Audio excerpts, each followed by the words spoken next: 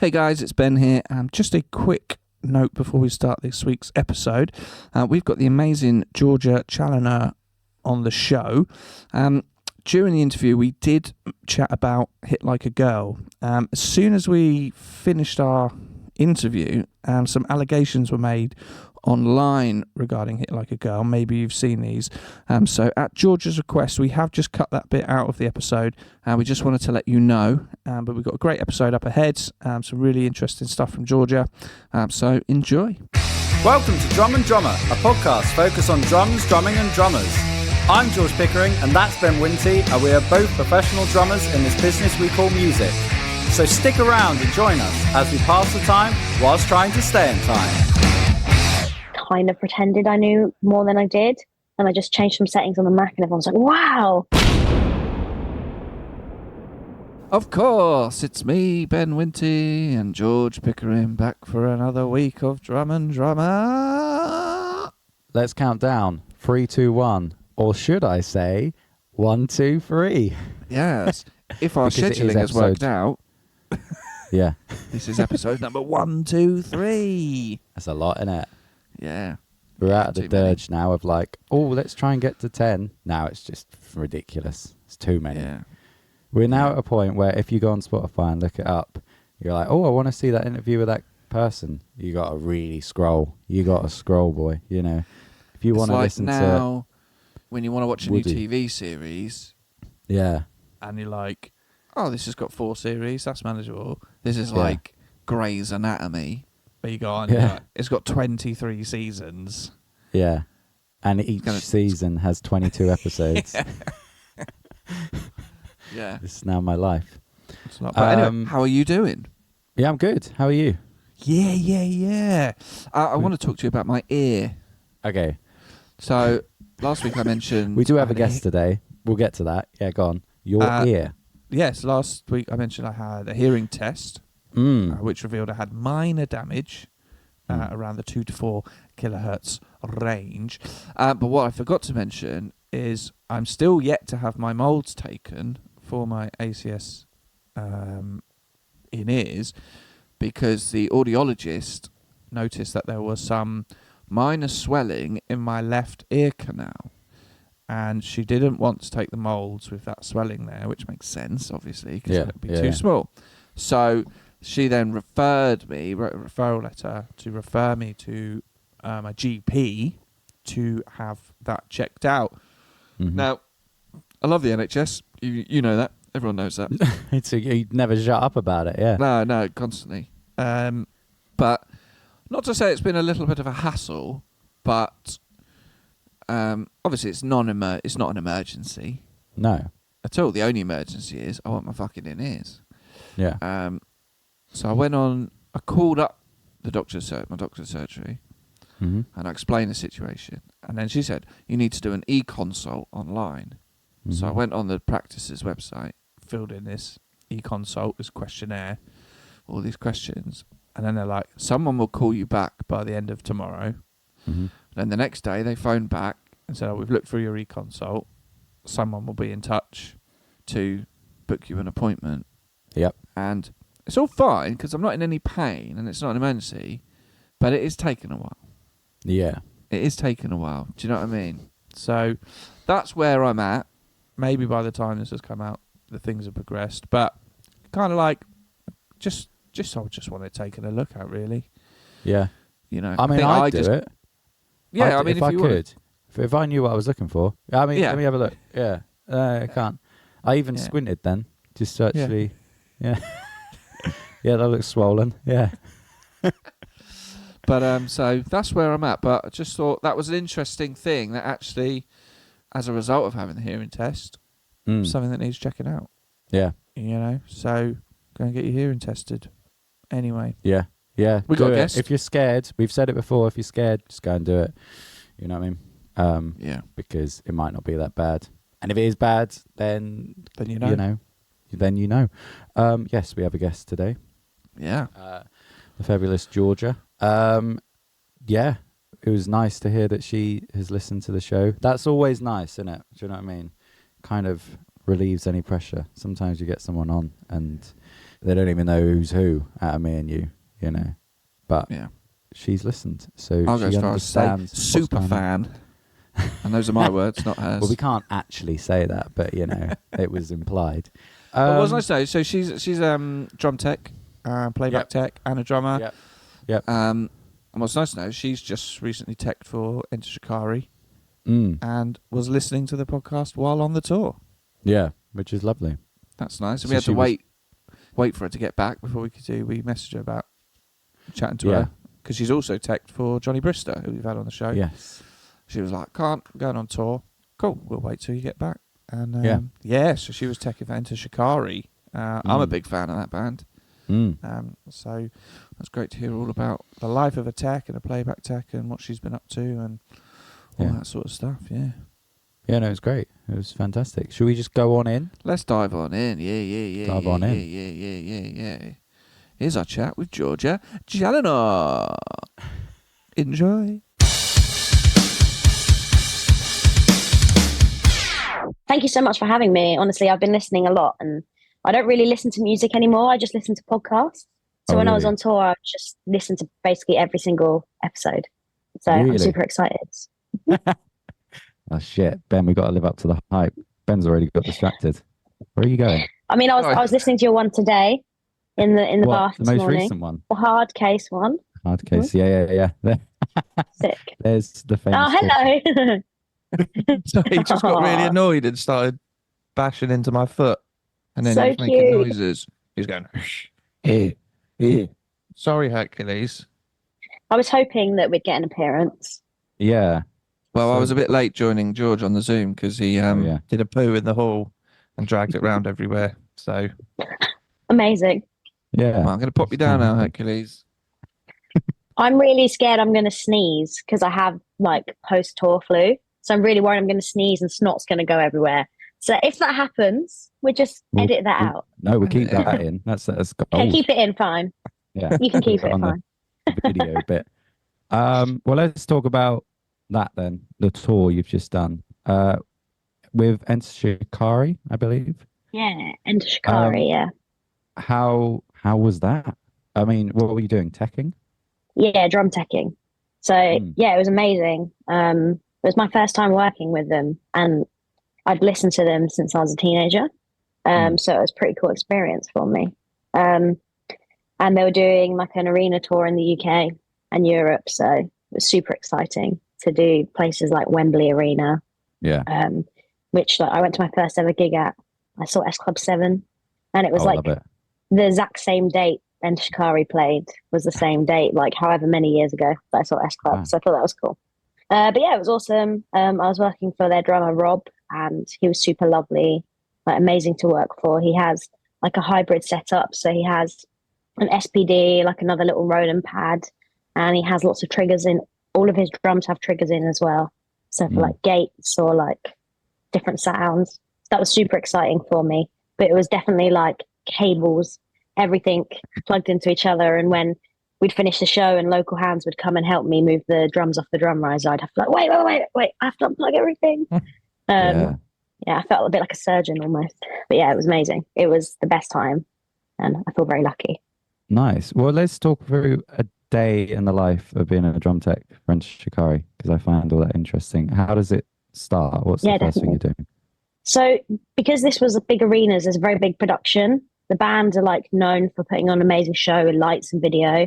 So I feel very lucky that I would go in slightly later than some of the other people. So like the riggers would start work at 7 a.m. every day and they would finish super late. But I would probably go in about 9, go into the venue, see what's going on, see how far they've got. I essentially, as a drum tech, have to wait for the drum riser to be built. It's made all out of LED screens and an LED ramp. So I can't put anything on there until that's built and safe. So again, about 9, try and find a toilet because tour bus. Yeah, you can't really use the toilet much on a tour bus. And have breakfast, and then I'm really keen to get started. Basically, find all my stuff, make sure that everything's been unloaded, help unload if it hasn't, get my stuff in the place, and then I would always start with stands, set up all the stands, then check the drums, see if they need their heads changing, tune them, then put all the cymbals up. On the UK leg of the tour, we were doing 2 stages. So I'd set up the main drum kit, then set up the B stage drum kit, which was next to the front of house desk. And halfway through the set, they'd run and do a song there or 2. So 2 of them. Say after I'd done them, I'd go and take all the stuff to he has a drum room, so like a practice room. So another little mini drum kit in there. So he's endorsed by British Drum Co. Oh yeah. And he has a really cute little drum kit that he practices on. Keep holding it, Ben. And then I'll keep holding it. Oh yeah, I'm so oblivious. I'm so sorry. Love that. Sorry, I was oblivious to that. Sick shirt. And then from there, I guess make sure everything's nice. So if I have a bit of time, which I don't always, do maintenance on the drums, and then wait for the riser to be built. Then we line check. Then they sound check. Then I would cover the drums in a sheet, and then wait until the show. Then in the show, they had massive towers that basically are big video screens. I would stand behind one of the towers, and I always try and stand hi-hat side, because when the drummer's playing, if they're trying to communicate, they have a talk back, but the drummers are using both their hands, right? So it's kind of hard for them to do that. So it's probably easier for them to see when they're by the hi-hat, stand there. Sometimes things go wrong and I have to run up, because it was an LED screen, it wasn't like on a drum mat or marked out on a drum mat. So we used some hooves. Sometimes they would slide.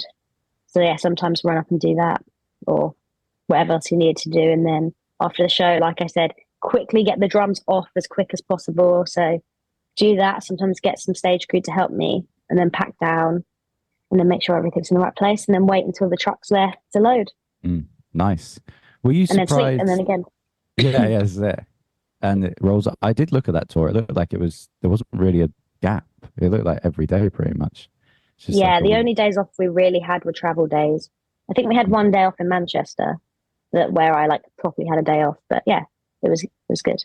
Yeah, were you surprised? Because I've been one of those local hands before, helping the drum tech or whoever.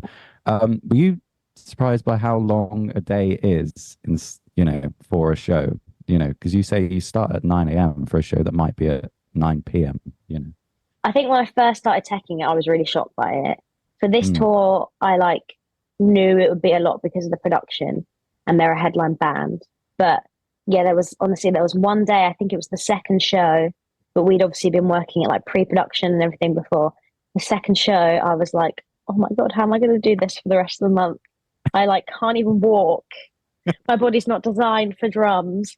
And in the show, I ran to get something and I fell over, and all my knees were bruised. So I had to get knee pads, and I was like, this is the longest day. But they are really long. And I think it's really hard if you've got friends or family or a partner who doesn't work in this industry, because they don't realize that you're busy the entire day and you're on a completely different time zone. So if my friends were sending me voice notes, I wouldn't hear it until 3 a.m.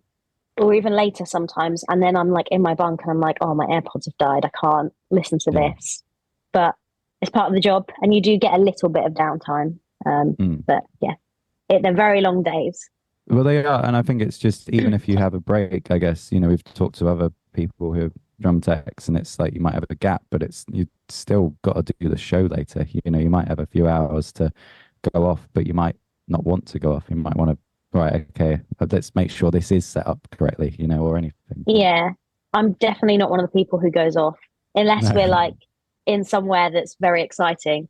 But I'm definitely I need to stay around because Rob in this tour, because Rob had the practice room as well, I'd be making sure that everything was right in there. And also I'm tired, and I get sick so much, hence me sounding like this. So I just needed to preserve my energy because I wanted to do the best I could. But it's definitely a long day, and I admire anyone who can go here, there and everywhere in the gaps, but I can't do that.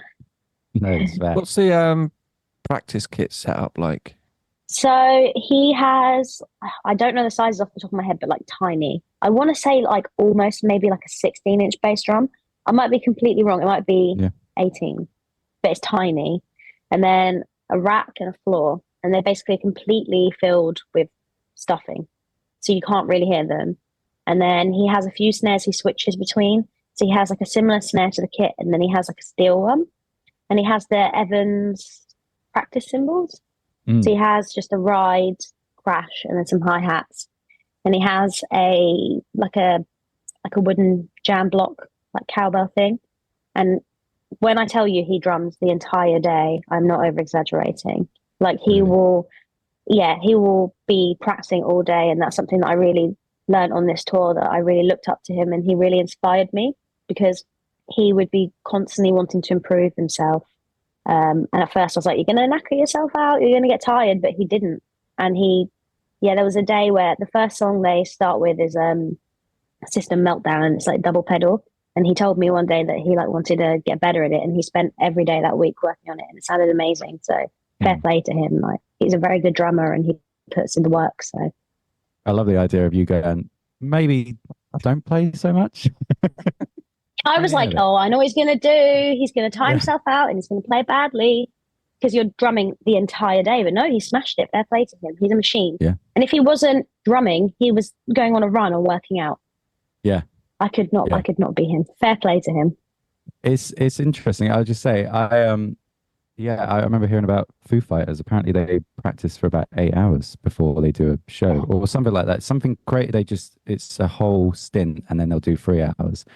And it's just so then they feel warmed up. You're like, that is a whole day. You know, it's not just. Yeah, definitely. I think being crew as well, sometimes like if you have an artist who, not everyone needs to do that, or like wants to do that. But if you have an artist who's very chill, who gets to relax all day and do what you want, and then you're just grinding, you're like, cool. Obviously it's your job, so you're respectful. When you see or work with people who are like really putting in the effort every day to improve their show, it's like, oh yeah, we're all grinding. It's super nice. Yeah, I think it pays off. What's your sort of interaction time with Rob on this sort of tour? Is it do you spend a lot of time with him, or is it kind of you do your thing and he does his thing, or what how does that kind of work? I think, to be honest, because of how the days are set out, he doesn't need to come in early, but he does. I think he's like an early riser, so I normally see him in the morning, and he often would come and check in, make sure that everything was there, and if I needed anything. And that's like a credit to him being super welcoming and lovely. And then I would probably see him if I took all the stuff, the practice kit in, and I check in with him. And then sound check, I would see him. And then before the show, I'd always go and get his water bottle. So yeah, make sure he's had enough and then fill it up. But I do see him throughout the day, but I don't think you're there to be their best friend. I think you're there to work for them. And I think sometimes it's bad etiquette if you would like to sit in the band dressing room all day and like try and hang out because you're there for work, you know? Some people are probably best friends with the drummer they're working for. But I didn't know him before this, so I didn't want to step on any boundaries, but he was super lovely. And I did get to spend a lot of time with him, and it was super cute. Like when we did Wembley, he asked me if I wanted to go to the drum shop in Wembley with him as well. So we went out. And it was really nice. It was nice to like nerd out. So yeah, I did get to spend time with him, but I wasn't like in his pocket the entire time. What's the sort of prep for? Because you say you hadn't met him before the tour. When are you brought on board to start that process? It's different for everyone. Like I've done it before where I've literally just showed up to a festival and worked for them. Like you had Johnny on here, right? When I checked for him, for Jake Shears, I met him on the day. But he's amazing, so it's fine. But for Enter Shikari, I basically went up to where they practice and met up with him and the band to make sure we all got along. And we did, so that was good. And I think I had a Zoom call with him initially. And then, then it's pre-production. And then, I guess it's different for everyone. But for this one, it was a Zoom call just to make sure that I guess I was real. And then meet up with them, make sure that it's all good vibes, and then go to their pre-production and see how I work, I guess. Does it feel like a job interview when you meet them? How do you feel when you're, especially a band that, you said you listening to Enter Shikari for years, like how are you feeling about that opportunity, and how did you deal with those first interactions with them? Yeah, I think the thing that was weird was if I don't know if he will hear this, but if Rob hears this, he'll probably laugh at this. I was at flat viewing, and I got like my phone just started going off, and I was like, I shouldn't look at it. Like, and then I looked, and it was like Rob started following you, and I was like, oh, that's weird. Drummer from Enter Shikari. And then like literally the next day, I was like on a phone call with him. I think maybe we had some mutual friends or something, so we knew of each other, so it was kind of chill. But yeah, I just try and focus on what they need and what the job is, and I guess be nice. But yeah, for other things, I've just been like super nervous, and in music, it's so different to any other job interview. I had this conversation this morning with, I'm a twin, and she has nothing to do with music, but she was talking about interviews and how she preps, and I was like, yeah, music, you just kind of have a nice, friendly conversation, and like sometimes they don't even need a CV, which is scary. Just yeah, to check you're not it's a way dick, more chill. Yeah, basically, all they ever do is check you're not a dick. Yeah. Which hopefully I'm not. Did he have any, when you had those first chats with Rob, did he have any like list any kind of like expectations or requirements, or this is what I kind of want you to do? Anything like that from his perspective, that he was like, this is how it, was there Not anything that really. surprised you with what you had to do? Let me think if there's anything that surprised me. I know they really wanted like a one team approach, and that everyone gets their hand stuck in on everything, which to be fair, I was really glad to hear that, because I've definitely done things before where it's not like that and everyone fends for themselves, and it makes it really difficult to complete a job, I guess.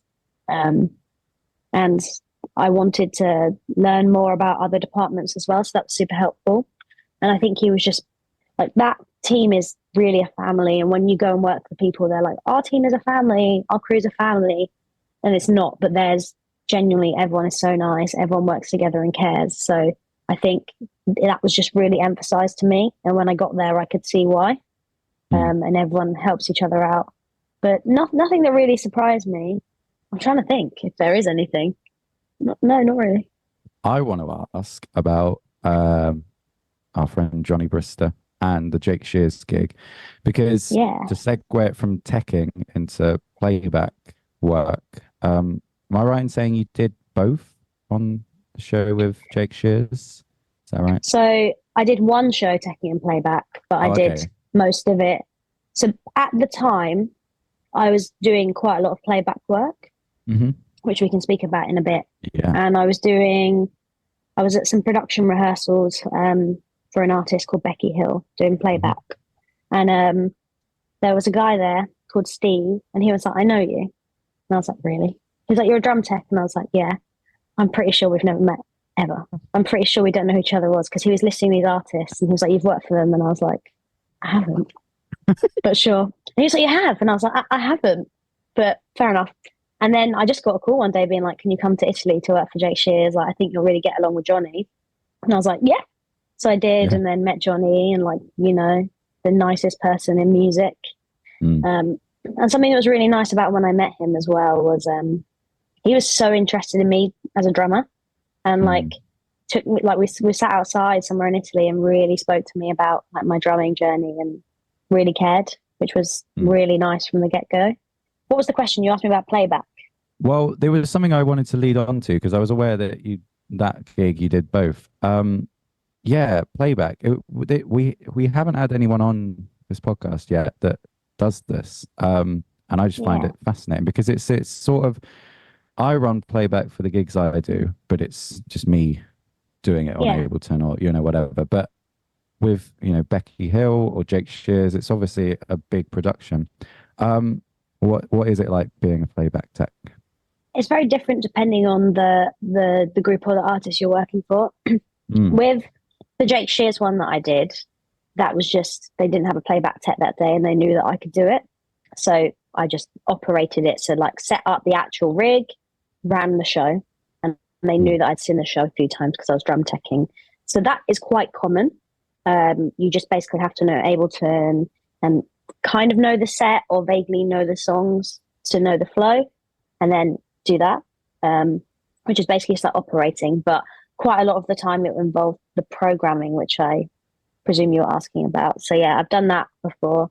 That's what I did at the other gig I was saying about, and that's also kind of what I do now. So I work for a guy called Tom Kane, who's like a musical director, and he has a company called A Work in Progress where he's basically, we're all programming together and he's helping me get better at it essentially. But I was the same as you. I was running it while drumming. Yeah. And I think over the last, like, I don't know, 10, maybe 5 years, that's become so important. And the drummer has to really like own that. And if you want to get hired as a session drummer, you have to be quite savvy with that kind of stuff. And I noticed lots of session people I looked up to were doing that. So, when I was teching one day for my first big tech gig, we were on tour and they were like, can you just run the playback? So like I said, literally just like start, stop, making sure it's set up. And I was like, I'm really scared of this. Like I've only ever done it when it's something I've programmed or like while I'm playing. And they were like, you'll be fine. And like, I used to have another job as well as working, and I worked at Apple. So they were like, you'll be fine. You know, technology. Yeah. And that's kind of how I accidentally got into it, really. But I think a lot of, if you want to be a drummer in the industry nowadays, I think you need to be doing so many different things. So you need to be like, you need to know playback, because everyone who I know who is a session drummer is doing that as well. Or you have to be like an MD or be like a backline tech or do something else, because I feel like if you're a guitarist, you could be setting up guitars on the side to make money. It's kind of hard to do that in the drum world. I feel like occasionally people will ask me to like fix something, but it's not really the same. It's not like a regular income, and it depends on what you do. But drummers don't really tend to get like songwriting royalties. So I think it's very hard as a drummer to get money from that. So you have to have lots going on essentially. Yeah. So with a playback gig, say if you're doing purely a playback gig, how much of it is down to you in setting up the programming? Is everything down to you, or is it ever a case of, hey, we've made the set, we just need you to press play? Or where do you lie in that? That makes sense. So one of the artists I work for doing just playback is a singer called Piri, and she's like in a band called Piri and Tommy. And it's like UK garage / drum bass / pop. And before I was always just running it. So like setting it up, pressing start and stop, because I like replaced that old playback tech. But last year it started to get to the point where I was taking over. So she wanted her set to change. So I programmed that. And then now looking at hopefully starting programming for this year as well. So I think if you've been working with an artist a little bit of time, they would expect you to do it. Yeah. But I guess it depends on the dynamic. Sometimes like the musical director might want to do it and provide you with it. Sometimes people just really want to play back tech there just in case something goes wrong. Yeah. But yeah, it depends on the artist. But has there been anything that's gone wrong whilst doing it? Yeah, I've definitely triggered the wrong song a few times, but that's normal. That's only happened like twice maybe, and I was very early on.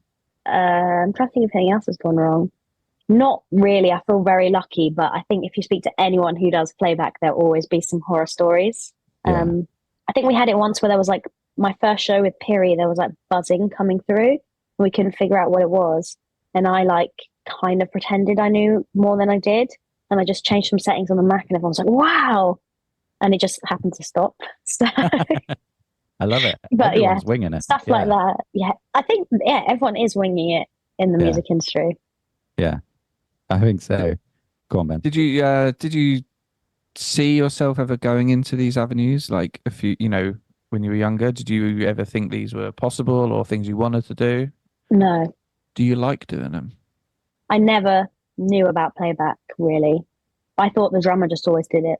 And I think that was incredibly naive of me. Like I knew that I was doing it when I was playing, but I never thought there was a whole gig for that. And it wasn't until I was asked to do it. I went to BIM and I knew about playing to track, and I knew that it was a really important thing, but I never knew that you could have a whole job as it. And I wish I had more time to spend on that and get ready. But yeah, I think I always thought I was just going to be a player. And I was like, yeah, that's going to happen. That's going to happen.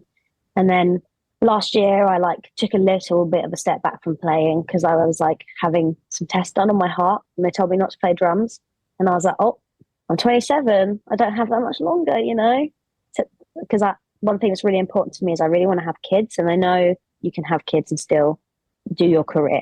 Like, I've listened to your podcast and heard other people talk about it, but I was like starting to panic, and then I just basically said yes to everything, and then I found that you can do things down another route, and I really enjoy drum teching.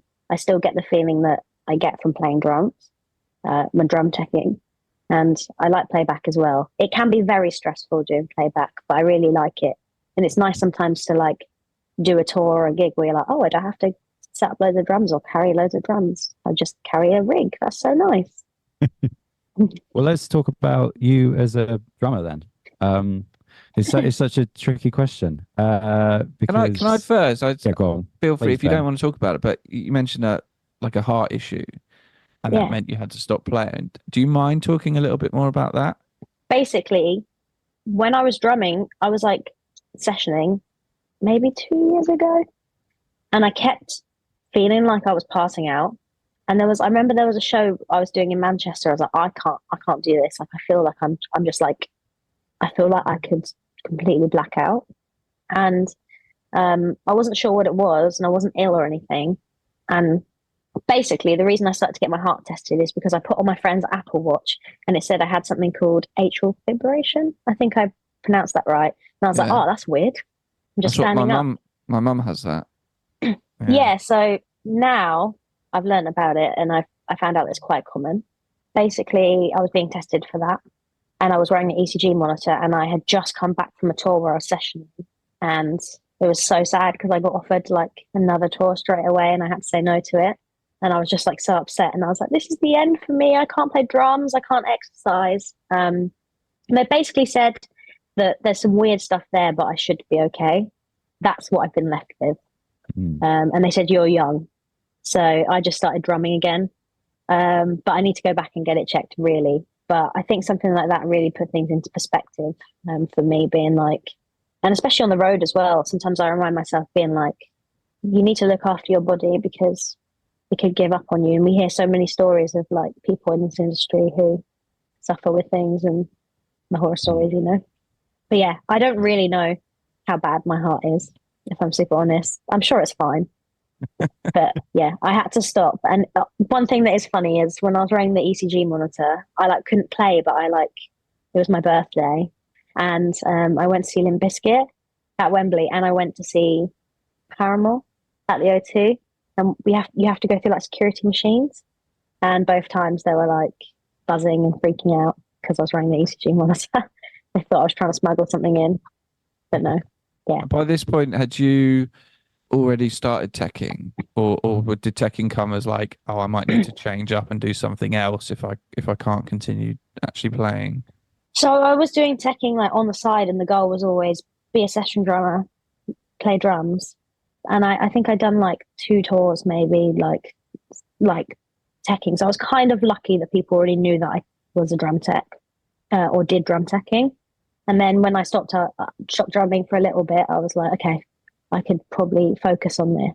Which, to be fair, you're doing lifting and you're still working hard, but I guess it wasn't to the point where I was feeling like I was blacking out or fainting or not being able to breathe.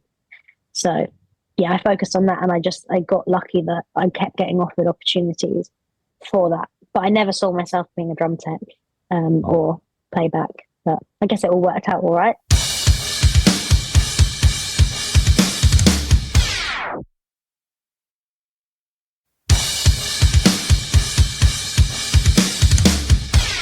Well, I saw that red snare that you've got from, is it Zach from Paramore? Yeah. Is that right? Everyone asks me about this all the time. I had to, the way I research for these interviews is I just scroll someone's Instagram. And I saw that, and I was like, what? How did you get a Paramore snare drum?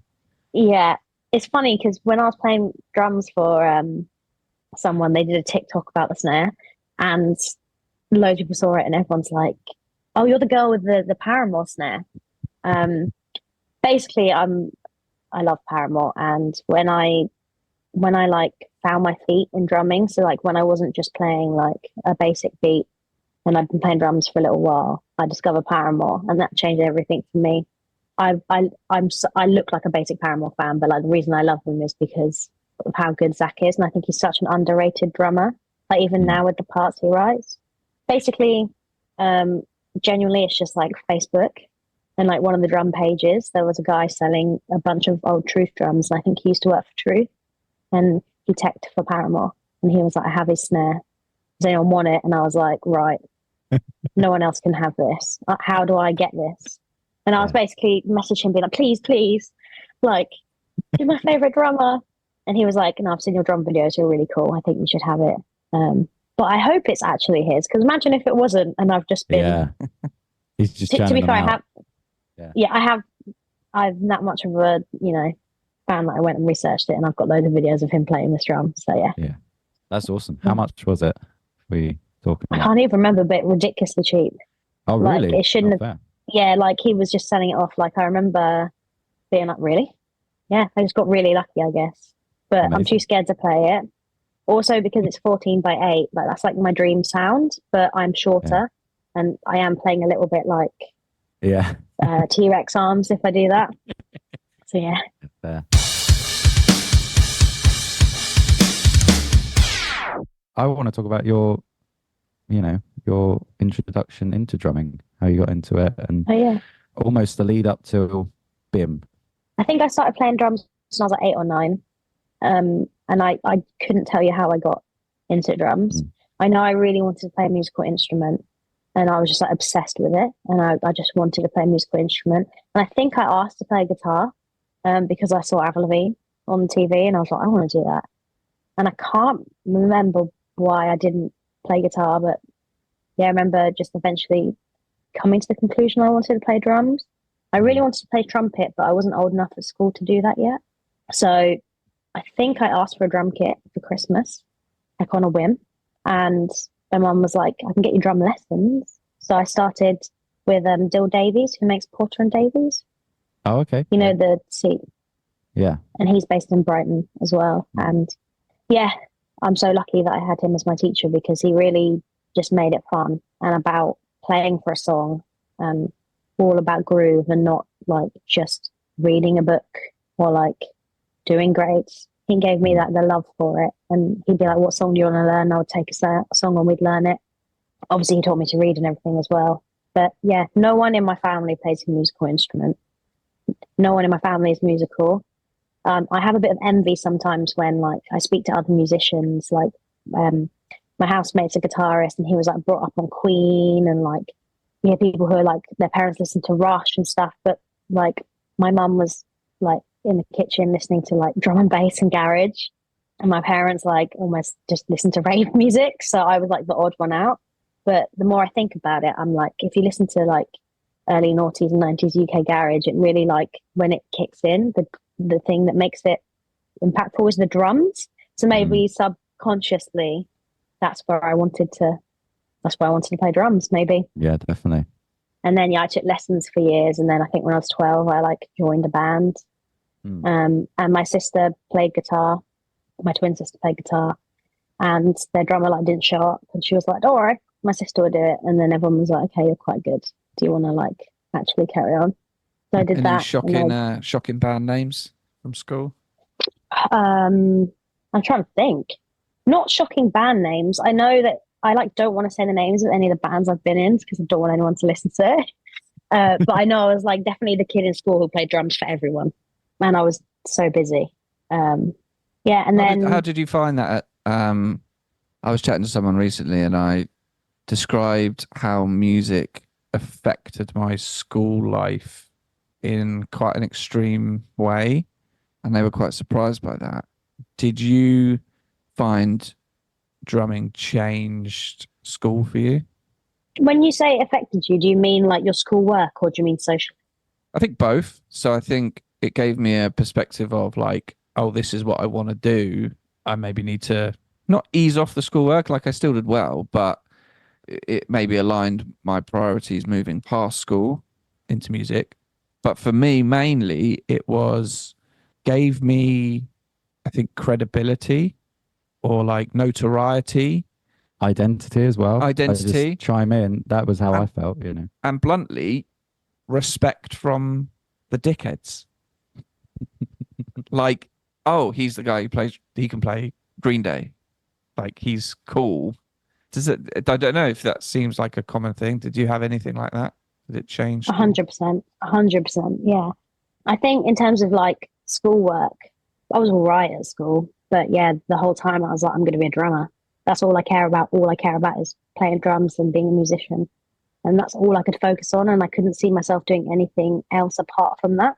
Obviously, I still like tried at school, but I just knew that it would be music I wanted to do. And in terms of, you said something that was like really important there, like about identity and like respect. And for me, like, I think that's why I got so obsessed with drums. And I think it's because I had someone who was like a twin, exactly the same as me. And we're constantly being compared to each other. And then I finally had something that I could do that she couldn't do. And it was like my thing. And I think that's where I was like, oh my God, this is everything. And yeah, at school, it was kind of the same. I look back and I'm like, if I didn't play drums at school, like, would I have been social? Would I have had friends? I guess it's the same as like, if someone's like in the football team at school and is really good, like they get respect. I guess it's similar to that. I think it is. Not to make it a pity party about me, but, you know, I was a loner at school and there was this really cool guy that played guitar.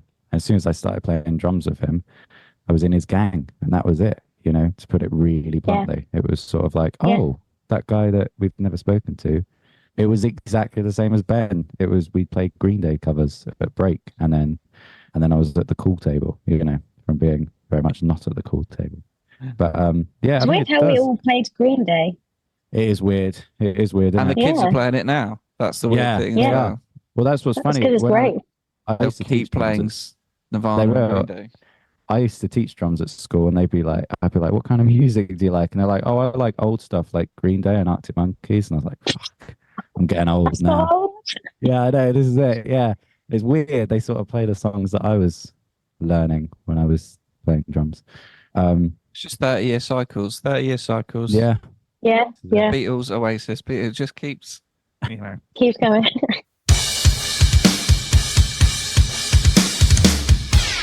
As managing your diary as a drum tech, playback tech, drummer, how far are you like booked up in advance, and how do you negotiate like maybe this tour's great but it clashes with something else? You know, does that happen a lot? And how? Yes, I'm in that position right now. It's like you'll have dry months and then you're like, come on, man, I need some work, and then everything is coming all at once. And like this year, always the start of the year is quite slow. I guess it's the same because you both do session playing, don't you? Yeah, I don't know what it's like at the beginning of the year. It's quite slow for us as the crew. But yeah, I'm just getting so much through festival season, which I'm very thankful for, but I hate turning down opportunities. I always feel so much guilt, but yeah, it's just part of the job, isn't it? It's the same with playing. You have to prioritize things, and it like recently I've had to prioritize, like figure out what my priorities are. Like, is it money?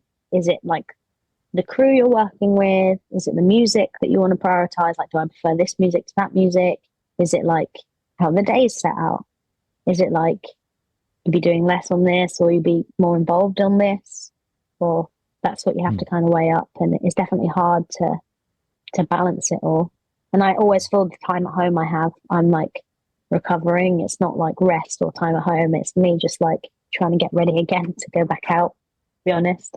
How long is your I was going to ask an honest, you don't have to give numbers, but I'm quite interested to know how payment works for teching on a tour.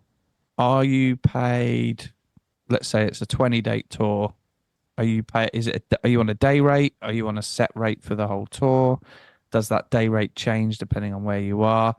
You don't have to give numbers if you don't want, but I'm just interested to see how that is sort of structured maybe. Yeah, so in my experience, I've always been on day rates.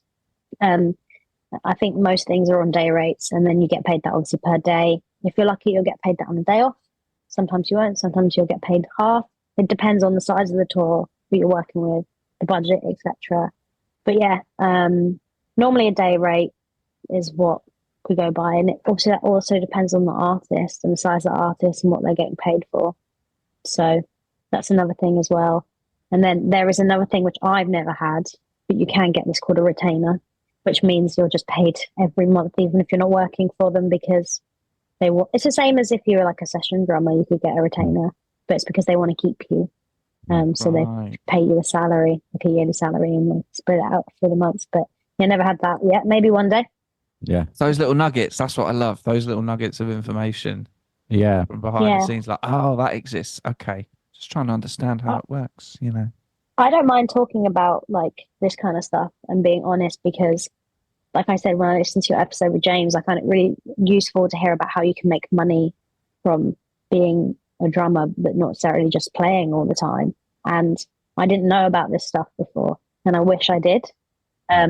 So like, I don't mind talking and being super honest about everything. But yeah, like most of the time it's day rates, and it really does, like, there's no specific set number of what I would say. Like when I first started drum teching, I asked people being like, what's like a drum tech wage? And it's literally different for everything you do. So there's not really a ballpark, a generic ballpark I could give you. But obviously if you're doing a pop tour, you'd get paid quite a bit more than if you were doing like rock, maybe, unless you're playing for like, unless you're teching for like Foo Fighters, I guess. I don't know. Yeah.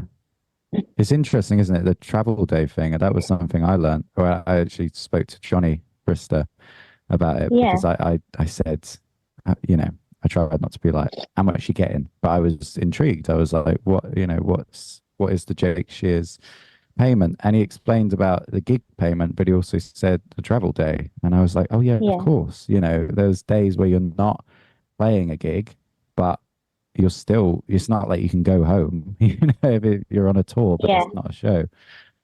That's something. So it's interesting. You said it might be half, or it might not get it, you know.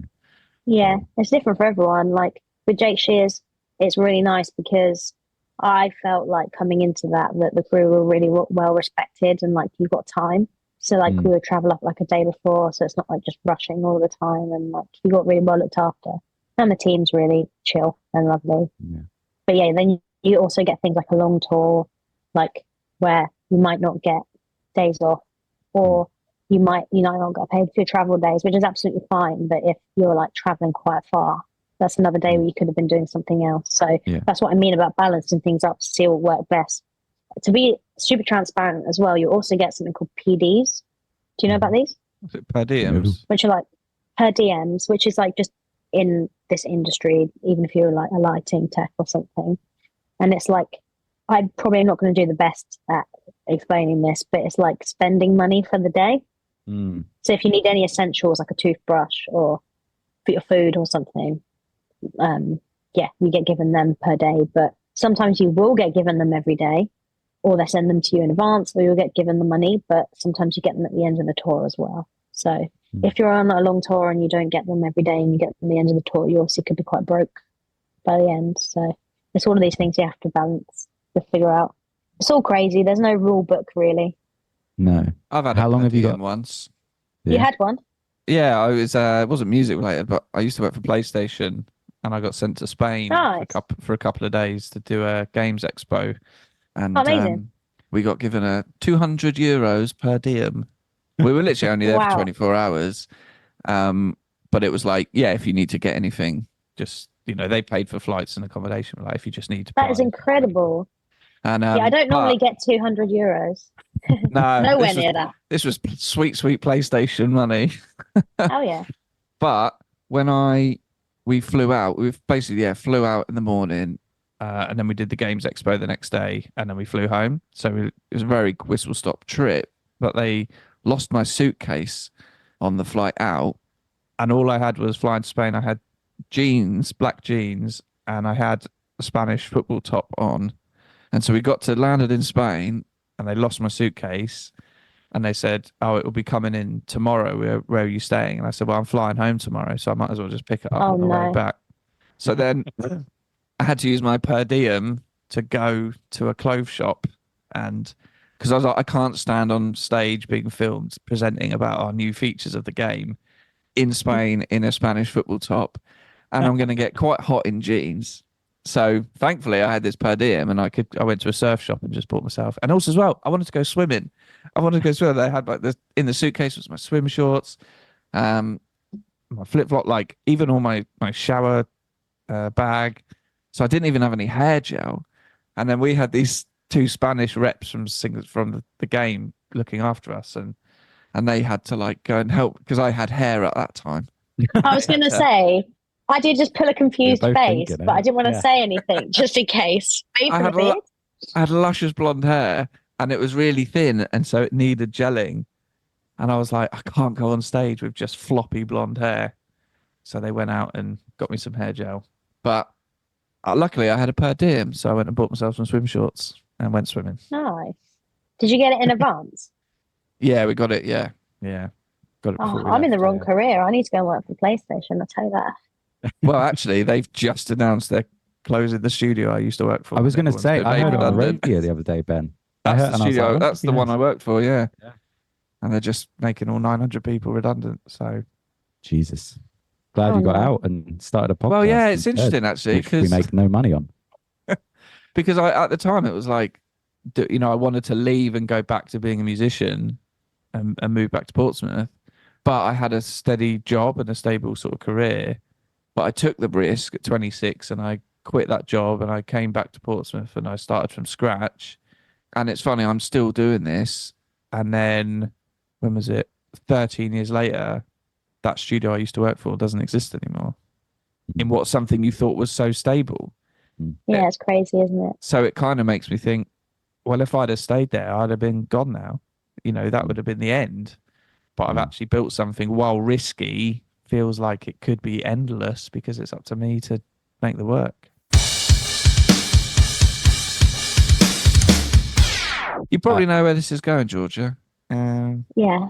And maybe you're prepared, but who is your favourite delivery company? Yeah.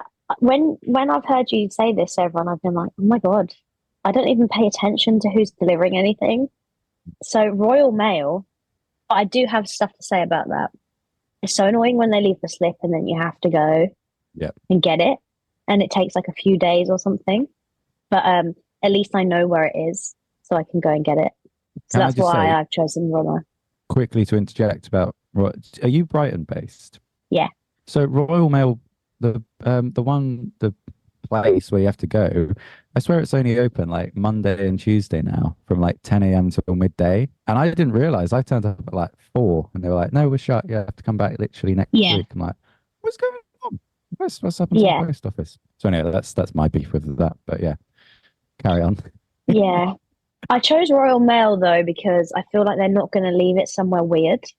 And I've had it where I had a brick of drumsticks being delivered, and they delivered I live on a really long road, like a big main road, and it would take you like a long time to walk from the top to the bottom. And they like left it at a house at the bottom, which is not my address or the address that was on the thing. So I think. Yeah, do you remember who they were? Oh, this was years ago, probably like Every or something. Yeah. Let's call them We out. were all thinking it. Yeah. Yeah, probably Every. It must have been because I could see what house it was at. So yeah, but I'm going to say Royal Mail, and the slips are red. I know that's so stupid, but anything red wins. You do like red, yeah? No, that's. Dude, I really want to get that like looked into. Why I'm obsessed with anything red. Yeah, it's interesting. Thing. Yeah, that's why I don't like Sainsbury's, because I don't like the orange. Yeah, but they wear like burgundy, don't they, or brown? I don't know. Yeah, maybe it's because I used to work for them and it was rubbish. Yeah, that might be it. But I like the. I used to work at Co-op. Oh, did you? Oh, Co-op. Okay. I worked there for a month, and I was like, yeah, I want to play drums. Bye.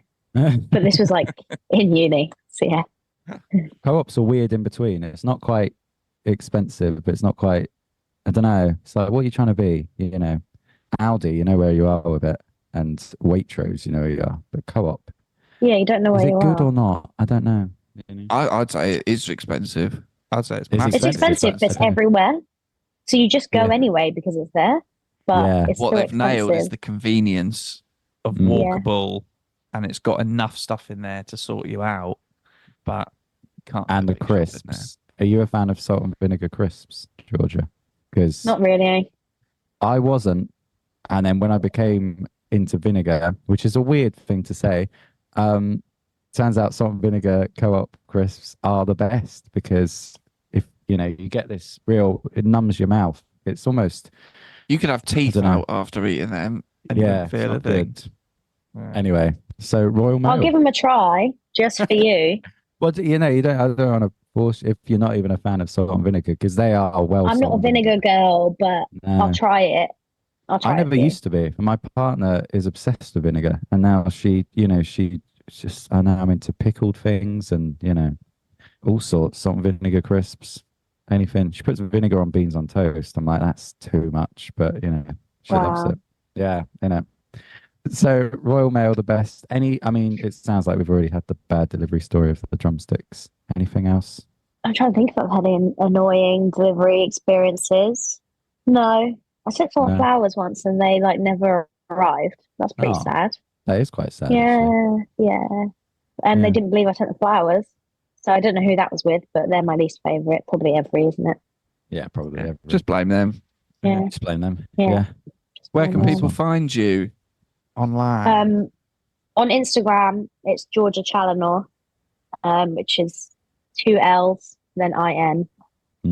Everyone gets that confused. And then, just type that in on any socials, and that's me. Just type in Georgia C and it might come up.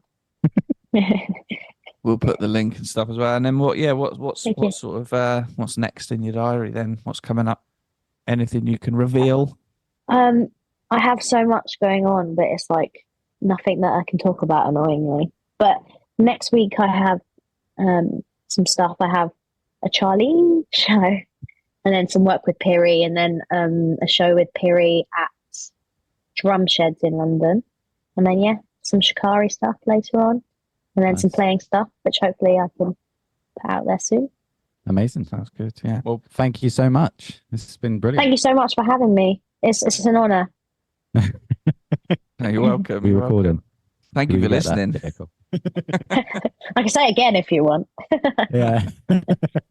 Yeah, thank you. Thank you so much for having me. No, you're more than welcome. Thanks, Georgia. I'll see you later. Bye. Bye. Bye. Gotta be quick. My ears are running out of power. Oh, okay. Cool. Right. I've only got one ear at the moment. We just do a really short outro. It's fine. Yeah. Cool, you ready? That was our chat with Georgia Challinor. Bye. How's that? Is that quick enough for you? Very quick. Yeah, that was really good. Really good. Yeah. I'm just suffering from my AirPods are dying from battery, so because all ears with you today, isn't it? I know. I'm just an ear boy. Very important. Boy. But yeah, no, that was a great chat. Great chat, and especially the health issue for me. I think that was just interesting that's something she noticed and needed to get checked out because it is demanding. Touring, playing, it is demanding on your health, and you even see professional footballers just fittest athletes. They have their problems. So if you do feel anything, go and get yourself checked out. It's very important. That's been the vibe of this intro and outro. Get yourself checked out if there's health issues. But no, it's great that it didn't cause her to go. Let's just leave it then. She found different avenues. She went, right, well, what can I still do in the music industry? And a perfect example of, multiple avenues. You've got to have multiple avenues of revenue. You've got to do multiple things. Yeah. But it seems like she's absolutely smashing it in the world, in the tech world and playback. She's found her avenue and she's doing really well, so it's great. Yeah, it is. Go and check her out. Hit her up if you need a playback tech, drum tech, player, anything really. She does it all. Nice. Well, should we go then? Let's go. Before ears are about to die or something. Yeah. Oh yeah, you have only got. Oh no, you got them both in, but one. I've got both in. I can only hear this one quietly. I've had the noise. Anyway. Okay, well, let's wrap it up. But thanks for listening. Hit us up, hit Georgia up, and we'll be back next week with another episode. Mm-hmm. We'll see you soon. Bye-bye. Bye-bye. Thank you for listening to Drum and Drummer. You can find us on Instagram at Drum and Drummer Podcast. And you can send us an email to drumanddrummerpod@gmail.com. Remember, just pick up the sticks and twat it.